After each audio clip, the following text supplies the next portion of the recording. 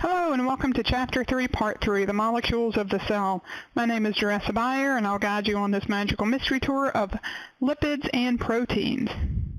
Now lipids, they're composed largely of carbon and hydrogen, and they're not true molecules. They can form endless chains of subunits. As a matter of fact, they're kind of a catch-all category. We're going to talk about triglycerides, waxes, phospholipids, and steroids, and they're all considered lipids because lipids are substances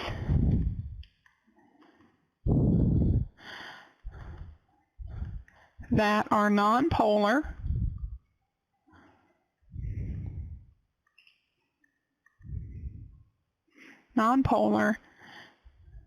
and dissolve in other nonpolar solutions. All right, so again, they are nonpolar. They don't mix with polar molecules, i.e. water. That's the old phrase, oil and water don't mix. Okay, and they're what we'll call hydrophobic. Again, lipids are hydrophobic. Hydro refers to water, and phobic refers to hate. So if you're water phobic, you're water hating. Versus things that do dissolve in water, like sugar, is hydro, again meaning water, and philic, meaning loving, hydrophilic. So lipids function mainly as long-term energy storage. Now, if you recall, carbohydrates also function in energy storage, but typically more short-term than long-term. And the thing about lipids over carbohydrates is they can store a lot of energy in a compact space. As a matter of fact, they can store twice, again, 2 times the energy of glycogen. But it's a little bit more difficult to release, to break those bonds. Now, animals and plants will store energy as lipids. Think about the fat. I have a lot around my middle. And most plants, however, will store energy as polysaccharides, starches. And the secondary functions of lipid, they're structural. Lipids are a major component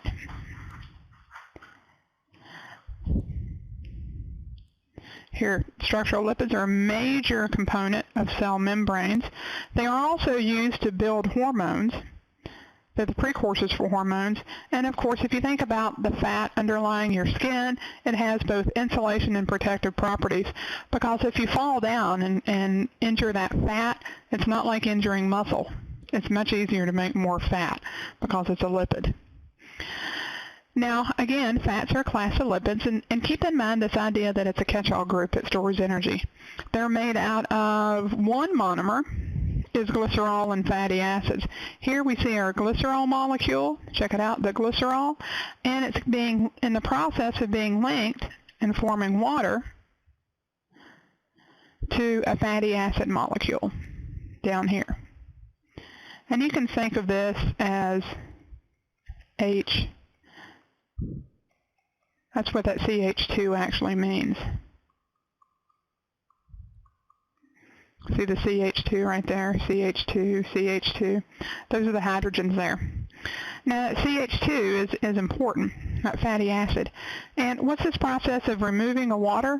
What's that called? Yes, it is dehydration synthesis, all right, or a dehydration reaction is how they're put together. And you have one glycerol molecule, and to it you link 1, 2, 3 fatty acid tails. These are considered tails in the molecule. So 3 fatty acid tails. And it gives us the name that they're more commonly known by, and I'm sure you've heard, triglycerides. Triglycerides are important. Hang on.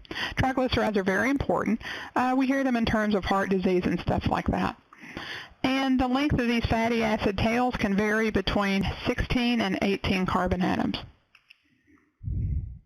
Now, if you'll notice here, the molecule, this fatty acid section, I'm going to focus on this section right here, where you see, hopefully, a double bond right here. that looks like this coming down the molecule. I drew this on the previous slide. H2. Oops. Let me draw that again. I'm not drawing it correctly.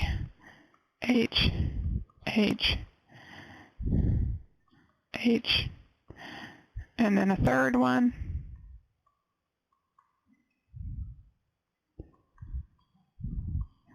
There we go, 4 of them together. That represents 1, 2, 3, 4 of those molecules. Notice you have as many hydrogens as you can, versus if I draw this section of the molecule, carbon, carbon, carbon, carbon, H, H. If I put a double bond in there, something interesting happens. And draw H there, H there. Notice what happens. Remember, carbon can only hold 4 bonds. So I've got 1, 2, 3. That means I can only put 1 hydrogen on there. And 1, 2, 3 means I'm only going to put 1 hydrogen there. What that means is we have a different arrangement of hydrogens. This molecule has all the hydrogen it can hold, so we refer to that as saturated. And this one is missing 2 hydrogens. Check out where 1 would go there and 1 would go there. And I'll highlight where they're at on this molecule. Notice those are missing. We call that unsaturated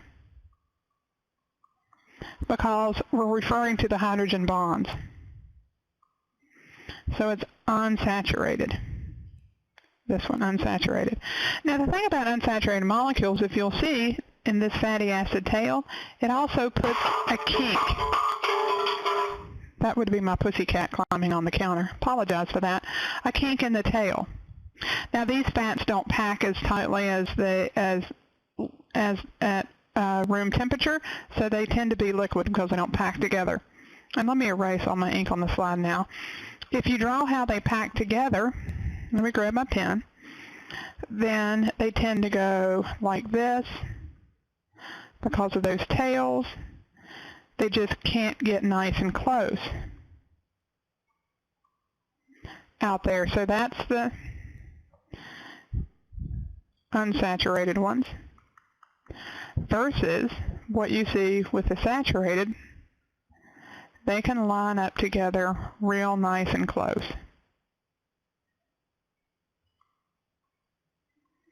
That would be the saturated fats here. So again, what we have here doesn't pack together, liquid at room temperature, versus the saturated fats, what we have right there, pack together real nicely, tend to be solid at room temperature. Now, how do you turn corn oil into margarine? Well, it's easy. You get rid of this double bond and put a hydrogen back on there by bubbling hydrogen atoms up through this molecule. And if you go and basically it turns it back into a saturated fat so that it's solid at room temperature and you have your nice little margarine. So the take-home point is margarine's no healthier for you than butter. You might as well go ahead and use your butter and just use it sparingly is what you should do. And if you look at a label, it'll say partially saturated or it'll say hydrogenated. And that's what hydrogenated means. It means they took away those double bonds and put hydrogens back in so the molecule would pack together nicely. Now there's other phospholipids out there. There's phospholipids, a major structural component of the cell membrane. Here we have basically a fatty acid tail, another fatty acid tail, and this right here represents a phosphate group with the oxygens around it, is what that is.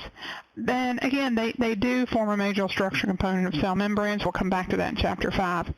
Waxes, on the other hand, form a protective waterproof coating. Basically, it's a long fatty acid tail, kind of like this. The bends mean that's where the carbon and the hydrogen is.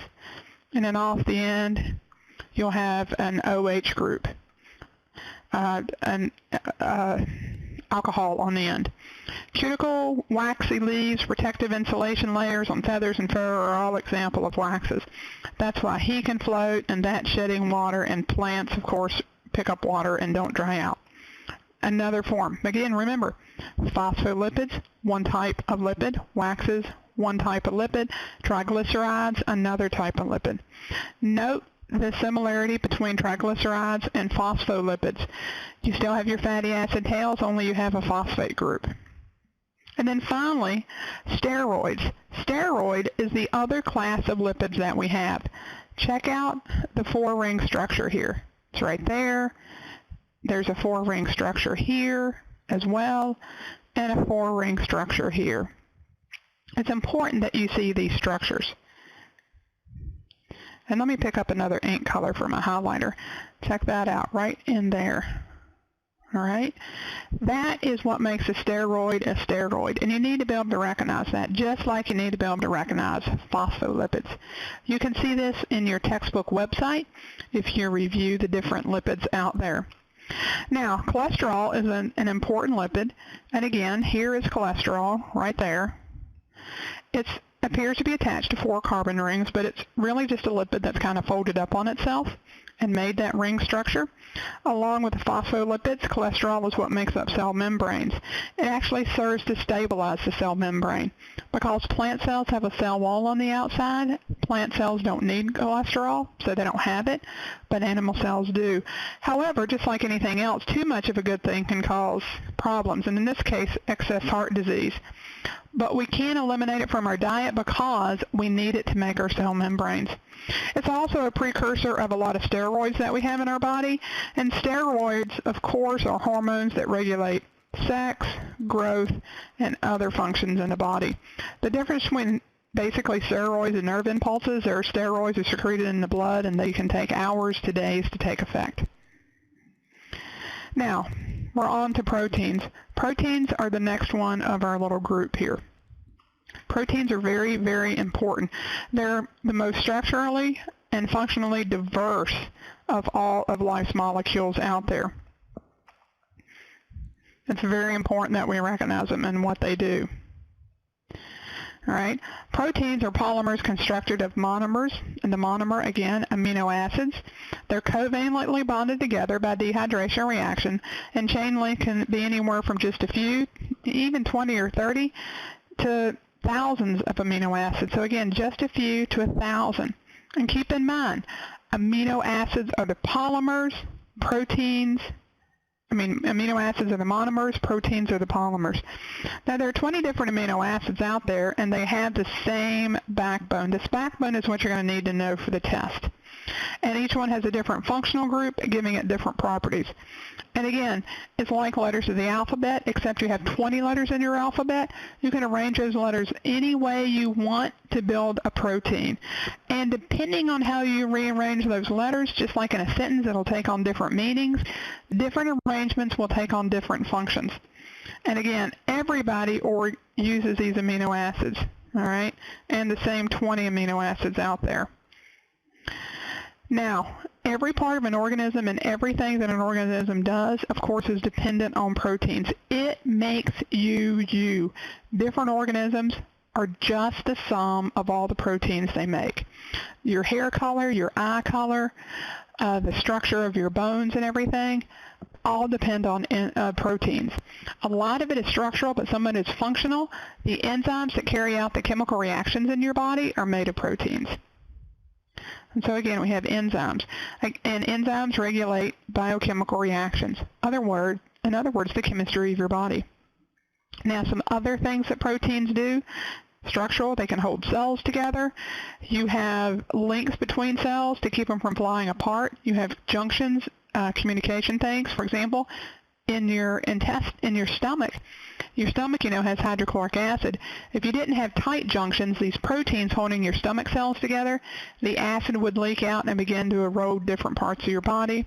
Also, movement, contractile elements. Our muscles work by contraction. This is why we have pairs of muscles like the bicep and the tricep. Bicep contracts and pulls the arm up. The tricep contracts and pulls the arm down. But that muscle tissue is made of protein. Defense, as well, is another function of protein. Our antibodies are made of protein, as well as venom in snakes is made of protein. And you don't often think of venom as being a defensive mechanism, but it really is. Transport of molecules between cells, Hemoglobin is a big protein. It carries oxygen from our lungs to all the tissues and communications. Hormones are typically proteins, or they will be produced by enzymes, and recall, enzymes are proteins. Now, amino acid structure. This is what you're going to need to know for the test. Amino acids have a carbon in the middle, an amino group on one end, or carboxyl group on the other end. Remember, carboxyl has 2 O's, carbonyl has 1 O, and then a hydrogen. And then you have this little R group down here. That R group represents a functional group. And we use a shorthand by showing the R to show the different functional groups out there.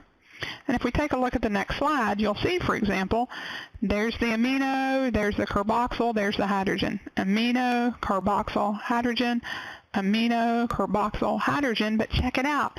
This is the R group that we're talking about. Leucine has this functional group on it. This was the R group. Here's another simplified R group out there, serine, CH2OH, and another one, aspartic acid. There's also positive and negatively charged. They can be acidic, they can be basic. All of these things take into play. This is the part you need to know. The C coming out with a C double bonded to an O, to an OH, to an N with the hydrogen, and then that R group. That's what you need to know for the test. Now, essential amino acids are those that humans cannot synthesize. 11 of our 20 amino acids are considered essential amino acids, and they have to be consumed in our food. Non-essential amino acids are those that the body can make from scratch, but they can also be provided from food intake as well. Individual amino acid monomers are linked up to form proteins or polypeptides. And we're going to talk a little bit why they're called polypeptides. If you'll notice, we've got an OH and an H. It comes off. You get H2O as a result, a dehydration reaction. And then this is the only molecule where we talk about the bond. That bond forms between that carbon and a nitrogen, and it's called a peptide bond. So if you, see if I got it in here. If you think there's a peptide bond here, here, here, between all these amino acids, and so we have polypeptide bonds, and that's where the name comes, polypeptide, okay, out there. So proteins can be called polypeptides or proteins. You will need to know that peptide bond for the test. The relationship between shape and function. Now here you have to get your head into the third dimension. Protein consists of one or more polypeptide chains folded into a very specific shape. It's like the tumblers in your lock. They're a very specific arrangement. The overall sequence of amino acids determine the three-dimensional shape. All right? Now, we have sequence, determines shape, and then shape in turn determines function. Okay? The specific shape of a protein determines the protein's function. It'll lose its function if you change the shape, if you change the sequence. You may change the shape and you lose function. It does not change function. You'll lose function, or it won't be as efficient as it was. Okay? And again, disrupted or altered in any way. I can't stress this enough. Know this, know this, know this. All right? Specific shape of a protein determines its function. A protein loses its function when its shape is disrupted or altered in any way. This process is called denaturization. Or if there's a mistake in the DNA and you change that sequence, you change the shape, it loses function. Now, for lots of proteins, especially enzymes, to do its job, it has to stick or bind to something else. And the shape of the protein is perfectly matched to its target. You'll see this better if you look at the animations in your textbook. However, if the shape is messed up and a protein won't work, what can alter a protein shape? Well, for example, a change in the sequence of amino acids, overheating the protein. They're sensitive to temperature, the pH or salt concentrations. They can pull them out of shape if the pH is too high or too low, or the salt concentration is too high or too low.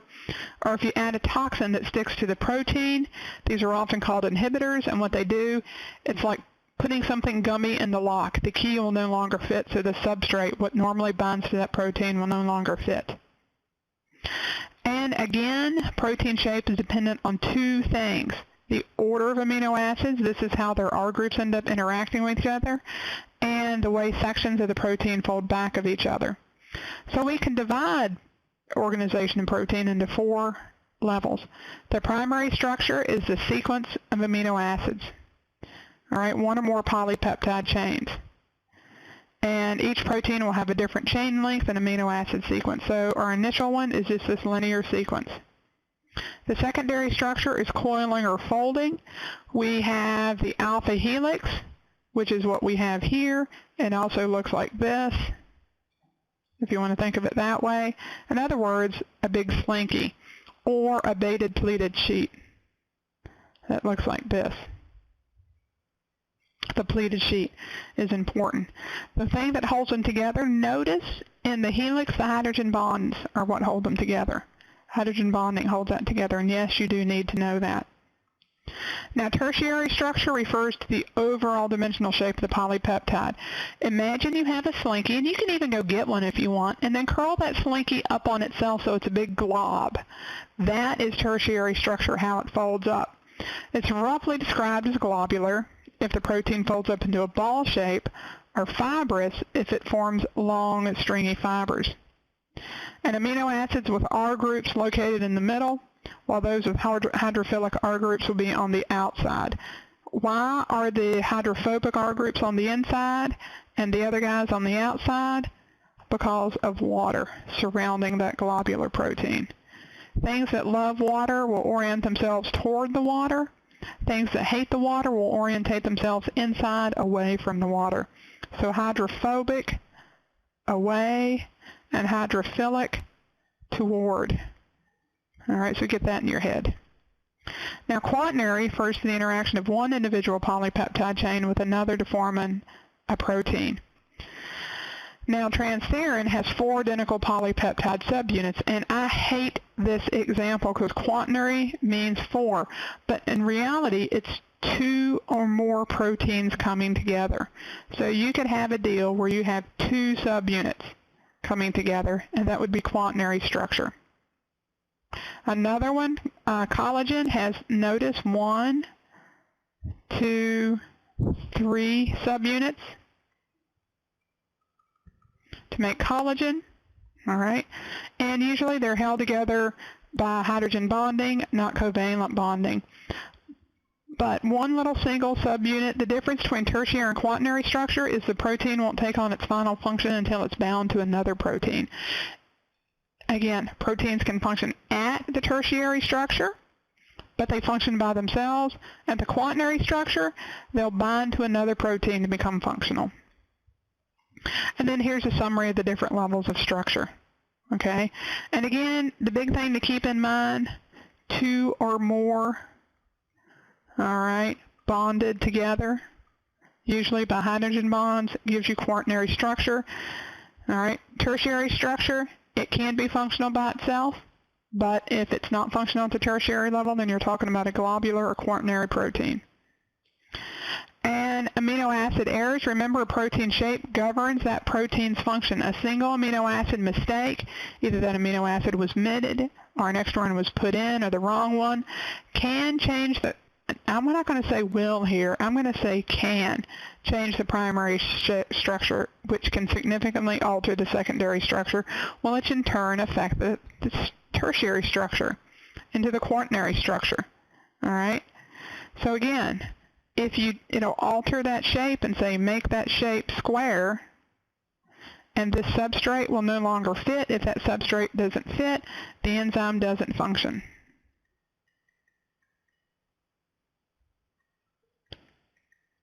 All right? If you alter that shape, the enzyme doesn't function. So what sets a primary structure? The order of amino acids, and how can it change? It varies, and we're going to pick that up in the last lecture when we talk about DNA.